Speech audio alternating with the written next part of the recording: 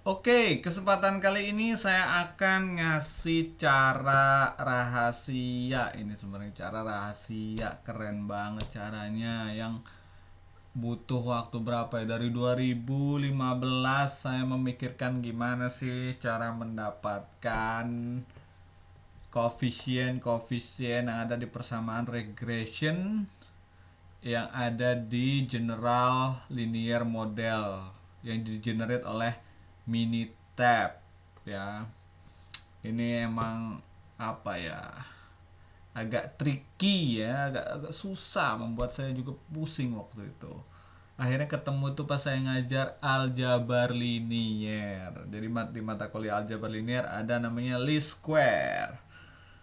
Least square method. Jadi untuk memperoleh persamaan regresi itu kita harus membuat matriks yang hasilnya mensolving yang apa namanya ya, yang intinya adalah kita harus mensolve satu variabel yang apa namanya, koefisien dari variabel yang bisa least square, artinya errornya yang paling minim, dan itu bisa memprediksi secara linear ya, walaupun hasilnya konservatif, tapi itu old ways yang sangat bermanfaat ya untuk membuat linear regression apapun bentuknya. Nah, ini salah satunya adalah gimana sih kita memperoleh, ini lanjutan ya dari sebelumnya Taguchi dan juga ANOVA.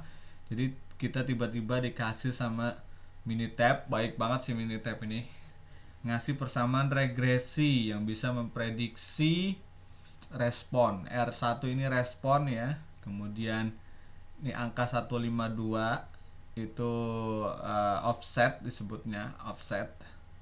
Kemudian ada 0,68 A1 minus 2,19 A2.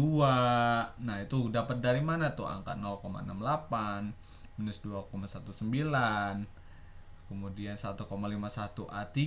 Terus setiap variabel itu punya koefisien. Nah, gimana tuh cara dapetinnya?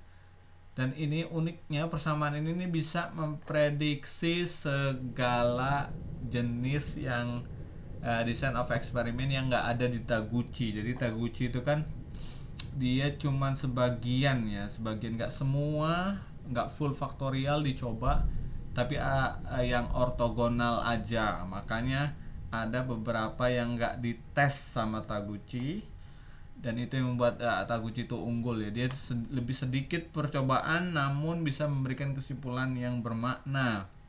Sedangkan kalau full faktorial harus dikerjakan semuanya, seluruh kombinasi variabel A, B, C, D dalam hal ini ya. Jadi kalau full faktorial ya semua harus dikombinasikan.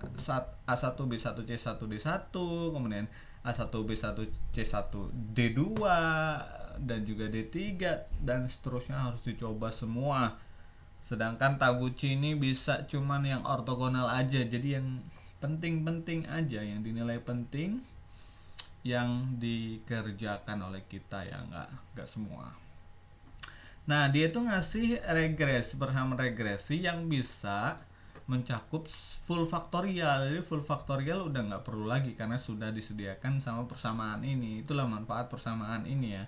Bisa memprediksi semua yang ada di rentang full faktorial. Padahal kita cuma ngerjain 9 percobaan, tapi bisa mengklaim semua full faktorial jadi 4 pangkat.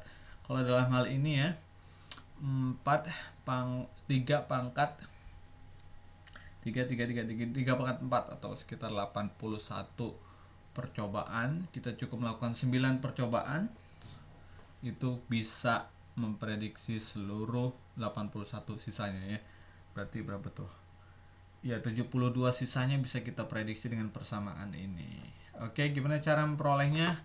Pertama, saya akan cerita dulu ini nih. Jadi persamaan yang ada di dalam apa namanya, regresi itu biasanya persamaannya berupa linear seperti ini ya, persamaan linear. Jadi ada ada yang namanya X, ya kan? X itu variabel. Oke, sabar dulu. Saya akan kasih pointer. Oke, pointer. Nah, ini dia. Oke, di sini A itu adalah koefisien, matriks koefisien. Jadi misalkan kita punya persamaan persamaan linier, ada 3 variabel, ada 3 persamaan, ya kan biasanya. Kemudian B-nya juga itu ada 3 hasil, maka bisa kita selesaikan dengan substitusi, eliminasi, bisa dengan mudah kita selesaikan, ya kan. Nah, ya dengan cara inverse, ya kan, di inverse koefisiennya, lalu kita bisa memperoleh langsung. Kalau emang bisa di inverse, untungnya kalau yang bentuknya square kemudian determinannya tidak nol, itu invertible, artinya bisa di inverse. Beruntung kalau itu, tapi kondisi di lapangan tidak selalu seperti ini. Maka yang selalu kita temukan adalah matriks A itu tidak square, apalagi kasus-kasus design of experiment atau Taguchi atau full factorial, semua itu tidak square. Dan juga kadang determinannya 0, artinya tidak semudah itu di inverse, tidak secara tradisional bisa di inverse. Maka bisa nggak sih sebenarnya kita menginverse-nya? Ya, jawabannya bisa, tapi dengan cara yang lebih kreatif ya.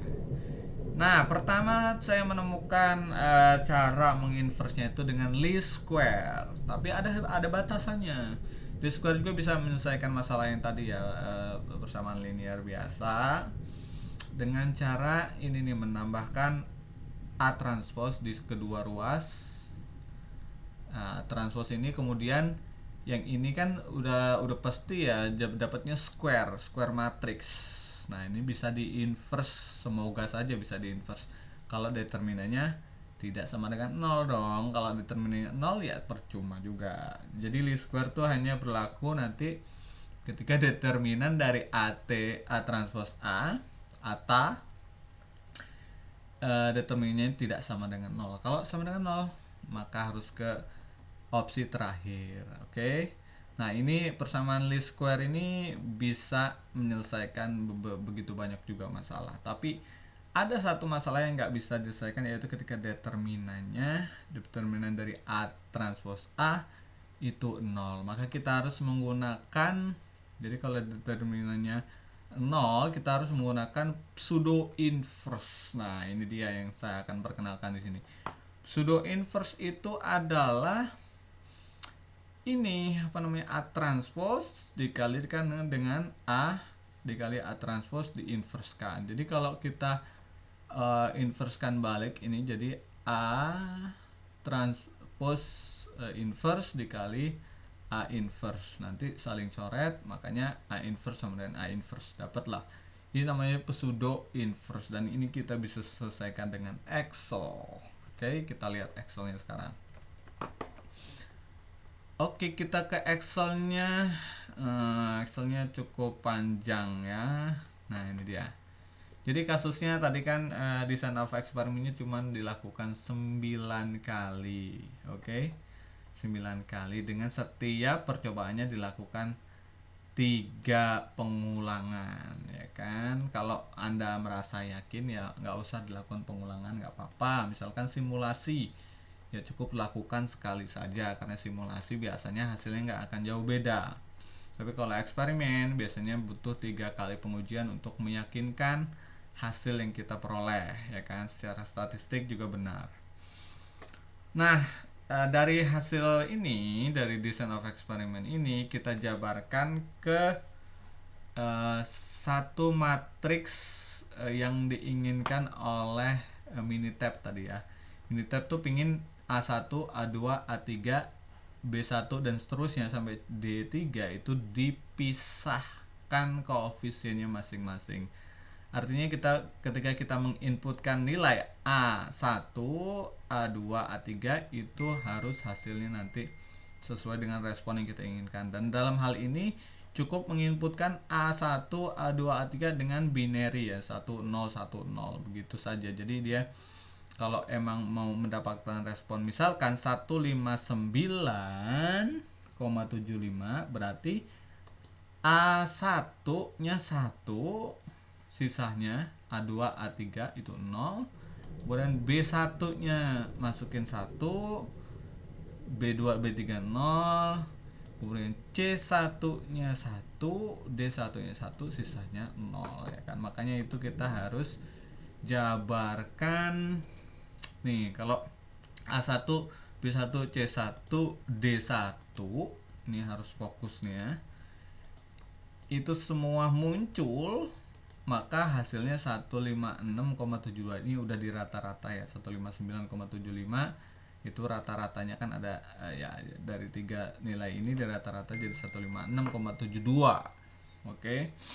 Nah, semua desain of eksperimen yang ada 9 ini di atas ini dijabarkan ya. Misalkan yang terakhir nih ya, A3 mana ya, A3 berarti A3 nya ada, kemudian B3 nya ada, C2 nya di sini, dan D1 nya ada di sini. Oke, sisanya 0. Oke, dengan mengplot ini matriks namanya, matriks koefisien ya, A tadi ya. Yang A, inilah A. Kalau di slideshow tadi A besar itu adalah ini dia. Oke. Dan biasanya Minitab itu punya offset. Offset itu adalah nilai rata-rata keseluruhan respon. Jadi semua respon ini kita rata-ratakan, dapatlah 1,52 ya. Nih rata-rata dari semua ini. Oke. Nah, inilah menjadi offset. Makanya nilai average, nilai B di sini di slide ini kan ada B ya. Ini B itu hasil atau responnya. A itu matriks koefisien, X itu apa namanya, ya matriks A itu matriks apa ya disebutnya, desain ini desain variabel ya kan. Ini matriks koefisien ya nggak sih, iya matriks koefisien, dan ini matriks hasil. Oke. Nah, jadi di sini harus dikurangkan dulu dengan offsetnya. Jadi average ini harus dikurangkan dulu, karena kan ya yang mau kita regresi nilai respon yang ini nih, nilai respon setelah dikurangi dengan offset ya kan. Karena offsetnya itu ya, untuk kenapa offsetnya 152 ini, kenapa rata-rata dari semua ini dijadikan offset, untuk mengetahui mana saja respon yang mengurangi dari rata-rata, mana saja yang menambah dari rata-rata. Itu nanti bisa kita interpretasikan sebagai ini menambah performance, ini menurunkan performance. Jadi kita bisa mengambil keputusan dengan cepat, faktor ini yang menambah performance, faktor ini yang mengurangi performance, gitu ya. Nah, dari sini sudah dapat inilah matriks beta ya, matriks bukan beta, B, matriks B. Ini sebesar ini matriks A, dan yang kita cari adalah matriks X, yaitu koefisien yang ada di sini yang nempel dengan variabel ya kan. 0,68, 2,19. Oke.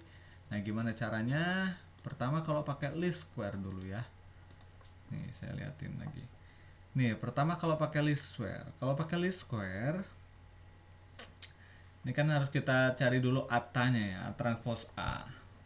Seperti yang di slide tadi ya, A transpose A kita cari dengan cara multiplikasi dari A transpose dengan A, ya kan? Di Excel ini amazingnya sudah memiliki operator matriks, jadi kita bisa sangat simpel mengalihkan, mencari determinan, kemudian transpose, mencari inverse, itu ada semua. Kemudian atas sudah ada, kemudian A transpose A ata transpose A ata inverse ya. Ata inverse ini ternyata menghasilkan angka yang aneh. Ini kalau udah kayak gini, ini besar sekali nih angkanya.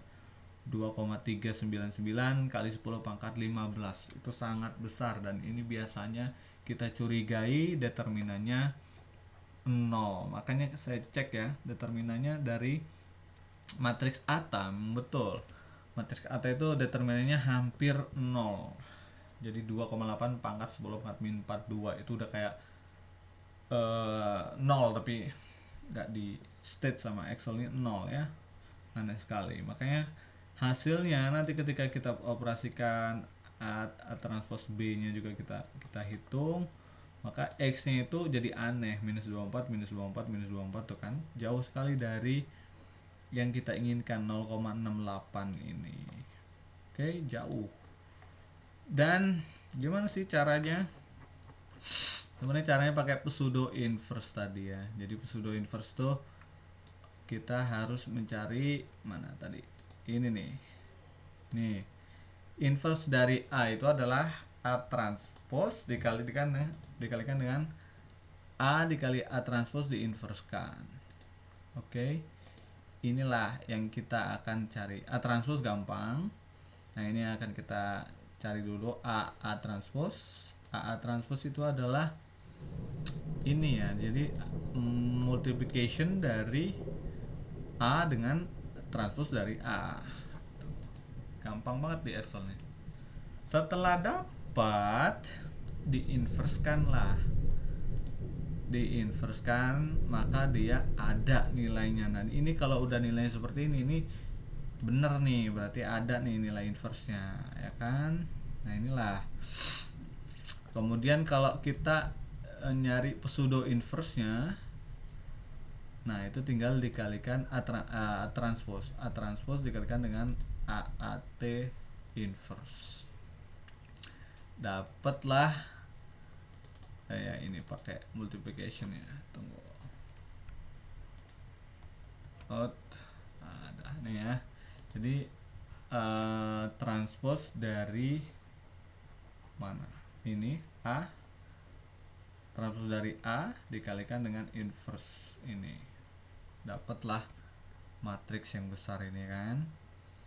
Nah, terus X-nya ya udah tinggal A inverse dikali B-nya koefisien yang udah dikurangin tadi ya, average, bukan koefisien, average dikurang offset. Oke. Nah, disinilah kita dapat yang sangat mirip dengan Minitab. Jadi ini koefisiennya A1, ini koefisiennya A2, A3 dan seterusnya sampai D1, D2, D3. Coba kita cek ya. 0,678. Di Minitab itu 0,68 dibulatkan. Terus minus 2,19 untuk A2 ya sama, dan juga 1,513 untuk A3. Oke, betul. Dan seterusnya saya yakin sama semua ya. Sampai D3 juga minus 21. Kita cek. Iya, minus 21, 34. Nah, dari sini kita bisa, kita tulis lah ya, B1, B2, B3, C1, C2, C3. Oke. Dari sini kita bisa mengetahui gimana sih cara dapetin regresi, persamaan regresi yang ada di Minitab. Ternyata pakai pseudo inverse. Ini juga sebenarnya saya juga pertama-tama itu menggunakan Python. Di Python tuh ada algoritma least square. Jadi kalau pakai least square biasa, sebenarnya Python tuh akan menghasilkan hasil yang kayak gini juga. Cuman setelah Python itu kalau hasilnya seperti ini, maka algoritma yang dipakai sama dia jadinya pakai pseudo inverse. Itulah yang ternyata nggak harus pakai Python, tapi pakai Excel pun cukup untuk menyelesaikan pseudo inverse yang baru saya tahu ini ya. Dan gimana sih interpretasinya? Interpretasinya berarti A1 itu menaikkan ya. Kemudian yang paling signifikan menaikkan adalah ini A3 ya kan. Kemudian untuk B, faktor B itu yang paling menaikkan itu B1, B2, B1 ya, 12 besar sekali. Yang paling menurunkan itu B3, B3 ya kan. Jadi kalau saya boleh pilih nih A3, B1, C3 dan D2. Itu yang membuat performance-nya naik. Maka kalau kita cek di grafik, mana ada grafiknya nggak di sini? Ya, Taguchi. Oke, mana? Ada nggak grafiknya? Kalau kita lihat grafik, nah ini untuk min ya, ini SEA karena semakin larger better, berarti A3 ya kan, atau yang SN aja lah. A3 sama A1 boleh dipilih manapun. Kemudian B1, C3, D2. Tadi saya pilihnya apa? A3 atau A1, iya bener ya. A3 atau A1 sama-sama memberikan nilai positif tapi nggak jauh beda. Kemudian B1 ya kan, C3, B1, C3, B1 bener ini, C3 sama D2 ya, saya tadi ingat D2. Itulah yang mempengaruhi performance, yang menaikkan performance. Oke. Ya itu aja, mungkin bingung ya karena emang ini emang untuk spesifik yang memiliki background aljabar linier atau matriks, mungkin bisa sedikit membuat kita lebih paham ya kan, karena emang untuk mencari least square dan juga pseudo inverse ya kita harus paham dulu matriksnya terlebih dahulu ya. Terus kita bisa pakai Excel untuk menghitungnya, atau Python juga saya pernah buat kalau nggak salah.